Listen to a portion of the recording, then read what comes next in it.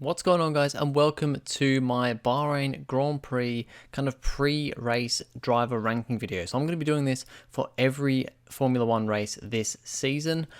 These will usually probably be uploaded on Wednesday, but this one's going up probably on Monday because, well, basically usually Wednesday is the best day for me to record these. Gives me a bit of time after the race, but also it just kind of works in with my schedule a bit better. However, I'm doing it Monday today because I'm not at work today. I should be, but I've actually got a dentist appointment in a couple of hours of recording this, and it's like right in the middle of the day, so I've taken the day off. So I thought this is a good opportunity to get this done a little bit early for this first race of the season. So yeah, usually these would probably be on a Wednesday, but for this week, for this first race, we've got it on a Monday. So basically what I'm going to be doing is I've got a tier list here, which I've actually made myself on Tier Maker, and we're going to be ranking every driver based on how they did in the race, comparative to what the team's like, expectations on the driver and stuff. So we've got S tier, which is the top tier, then we've got A, B, C, D, E, and F. F, of course, being the worst tier. Now, we won't have a driver in every single tier every single time, but I thought I'd give myself S to F because I think that's a good way of of doing it, because basically that means C is kind of just average performance. Anything above that's better than average. Anything below that is just kind of meh. So yeah, we're doing this in alphabetical order because that's how I've put the images in here. So we're going to start with Alexander Albon. Now, he finished P10 in the race. I have actually got it up on my phone of all the finishing positions, and I watched the race live, so I kind of know how everybody did. And yeah, P10 in the Williams. Points on the first race for Williams, that's pretty damn good.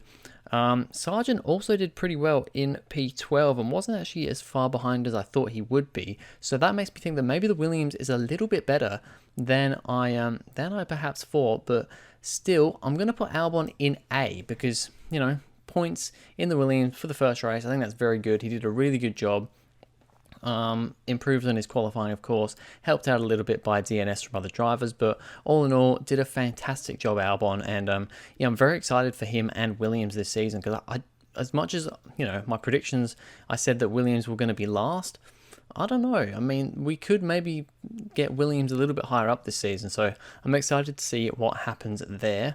Next up, we've got Fernando Alonso. Of course, he ended up on the podium, P3, with the Aston Martin. Aston Martin looks very quick this season, and I mean, Alonso has to go in S tier for me. He was very aggressive, nearly crashed into Sainz, Hamilton. I think Russell as well had he got crashed into by his teammate. But yeah, pretty crazy race, but Fernando Alonso was just doing Alonso things, and it has to be S for him. He just did such a good job. I'm probably not going to put these in order of best to worst within the tier. I'm probably just going to throw them in the tier and just go with that. Now, Valtteri Bottas for Alfa Romeo, he ended up finishing P8, so actually pretty good for him. I didn't think that the Alfa Romeo looked that great this weekend, so for him to be up in P8, I think that is a pretty decent performance. Do I want to put him in A or do I want to put him in B? I mean, he was a long way ahead of his teammate. Zhou Guanyu did not have a great race this time around. So I think, at least for now, I'm going to stick him in A because, he's in an Alfa Romeo. He's got into the points, 4 points for him. So I think that's a pretty good performance. Now, Nick De Vries, the first driver we've got here not to be in the points. And where did he finish in the end? It was P14.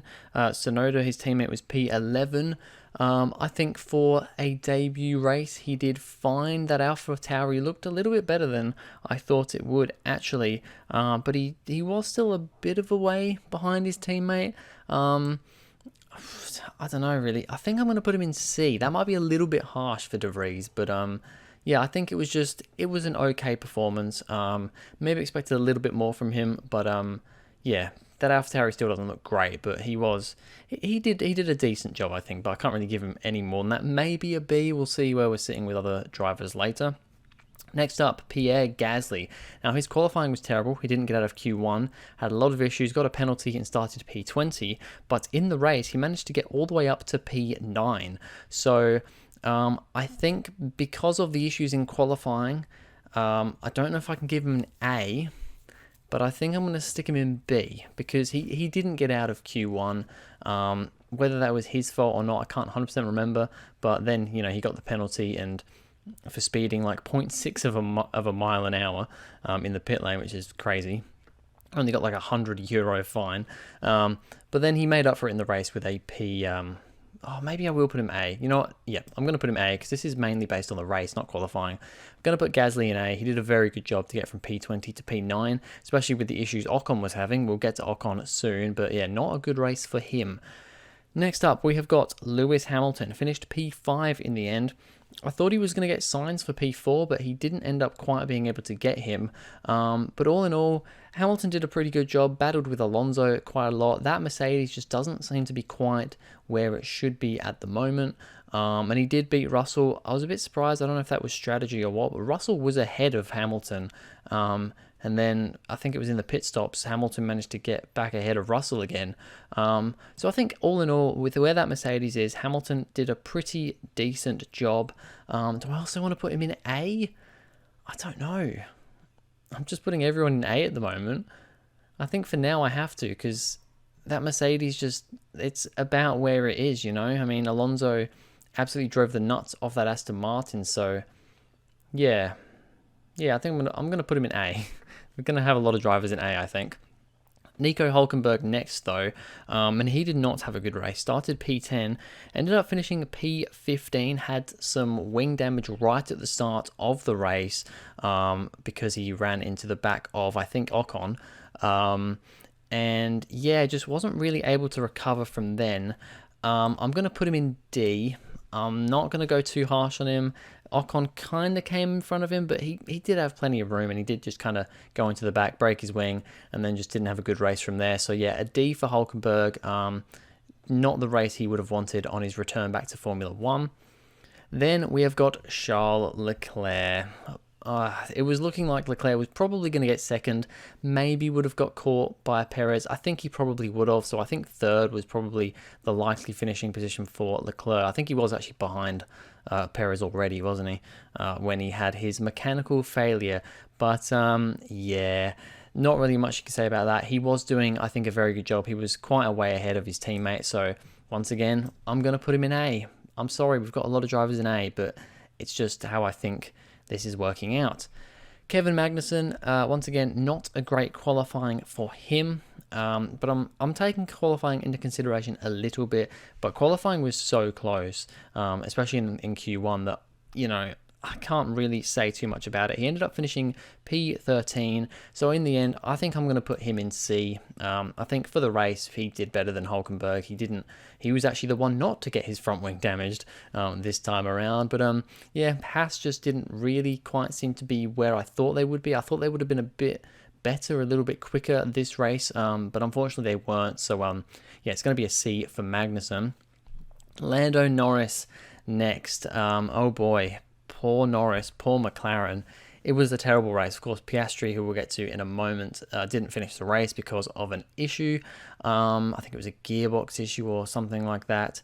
And Norris came in about 5 times to fill up some sort of fluid or something because there was an issue with the car, and he just kept on boxing and ended up finishing P17, which was last of the finishers, although I think he did actually come in the lap before the race finished. I'm not 100% sure, but it says he's 2 laps behind the leader. Didn't have a great race, Norris. The McLaren not doing great things. I think all in all he did a decent enough job, though. I'm going to stick him in B because ultimately his pace when he was managing to stick with like Hamilton and was it Alonso or Hamilton and Stroll? I can't remember. Russell and Stroll maybe. He was doing a decent job then, but the car was just not quite there, and yeah, those issues really screwed him over. So I'm just going to put him in B. I'm not going to be too harsh on him because of that. Who I am going to be harsh on though is Esteban Ocon. He had a good qualifying, P9 in qualifying. It's almost a role reversal of what happened with Gasly because, yeah, Ocon didn't end up finishing the race in the end. Don't think it was because of a mechanical issue, just because of the amount of driver issues and just, well, not all driver issues, but I think he had he got a penalty at the start for something. I can't remember what it was. and then had to, oh no, it was the start. Yeah, he wasn't in his start box correctly. He was slightly further forward than he should have been. So we got, I think it was a 10-second penalty. Served that penalty. They changed the front wing because he got a little bit of damage on the front wing at the start of the race.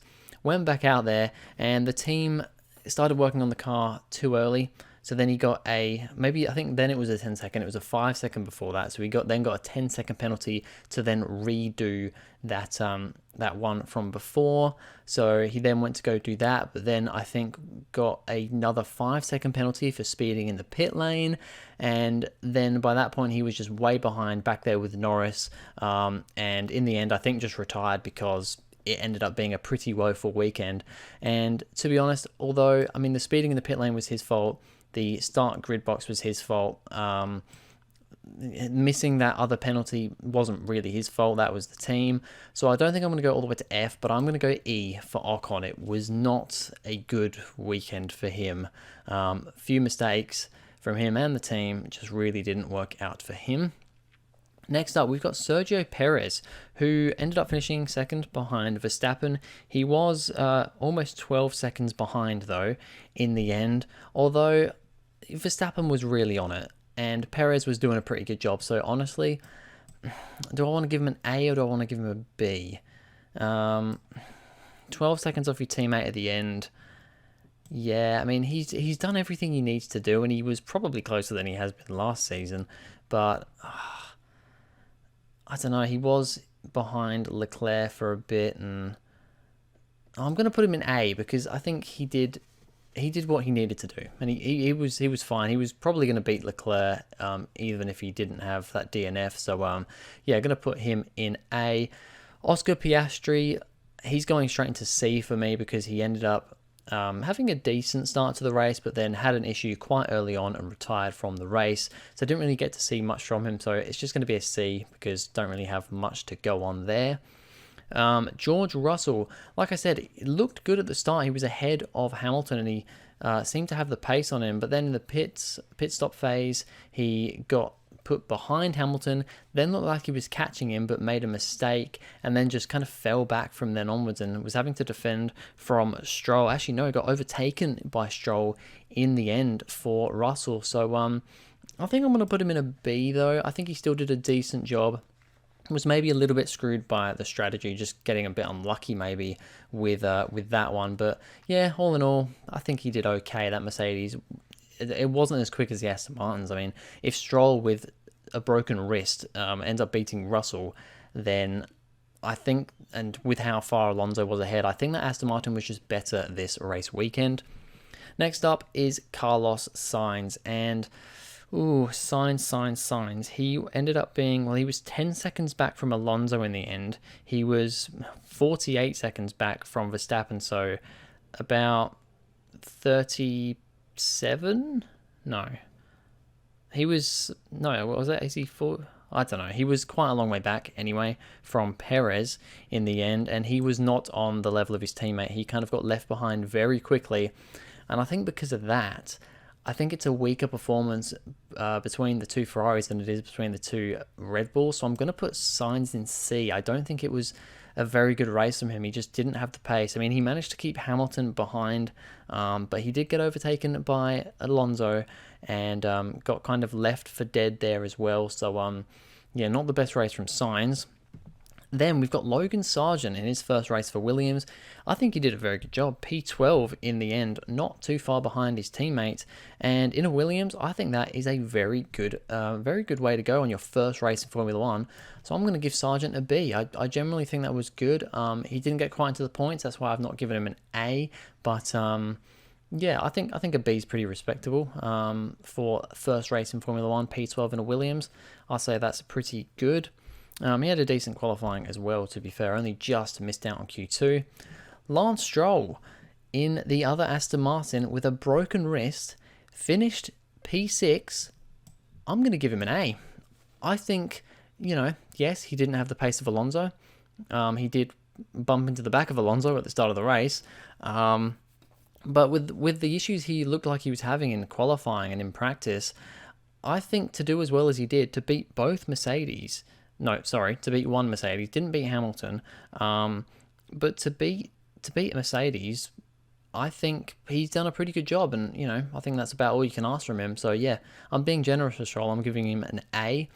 Yuki Tsunoda, P11, only just finished behind Alex Albon for the points there. And to be honest, I think that was decent. I'm going to give him a B. I think for the AlphaTauri, that doesn't look that great. I think it's very good. Would have probably been the same as Albon and Sargent, I guess. If he got into the points, if he got that P10, I probably would have given him the A, maybe put Albon down to the B, because I think those two cars are very similar in performance at the moment. But yeah, I'm going to give Tsunoda a B. Max Verstappen, it's easy. It's an S for Verstappen. He pretty much just dominated this race, was completely out in front ahead of everyone else. Didn't really get challenged at all throughout the whole race. And yeah, just Verstappen things. I mean, will the curse continue of the person who wins the first race does not win the season?